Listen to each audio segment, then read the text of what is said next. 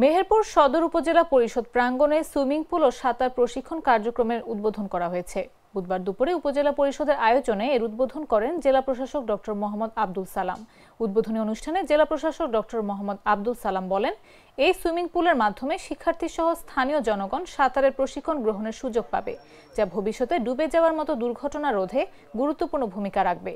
তিনি সম্প্রতি সদর উপজেলার রাজনগর গ্রামে 4 শিক্ষার্থীর পানিতে ডুবে মৃত্যুর ঘটনা স্মরণ করে বলেন, এ ধরনের মর্মান্তিক দুর্ঘটনা রোধে সাঁতার শেখা অত্যন্ত জরুরি। পাশাপাশি অভিভাবক ও শিক্ষা প্রতিষ্ঠানগুলোকেও সচেতনতার ভূমিকা পালন করতে হবে।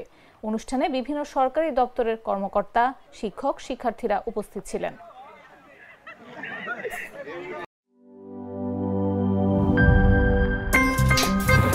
আমার একটা স্মার্ট সিদ্ধান্তে 25% গ্যাসের খরচ কমেছে। ভাবছেন কিভাবে? সাধারণ গ্যাস স্টোভ বদলে আমি এনেছি আরএফএল গ্যাস স্টোভ। এর সাইন্টিফিক নজল ও ব্রাস বার্নার ক্যাপ সমানভাবে তাপ ছড়িয়ে রান্না করে দ্রুত, তাই গ্যাসও বাঁচায় 25%, টাকাও বাঁচে 25%। আরএফএল গ্যাস স্টোভ নিরাপদ ও গ্যাস সাশ্রয়ী।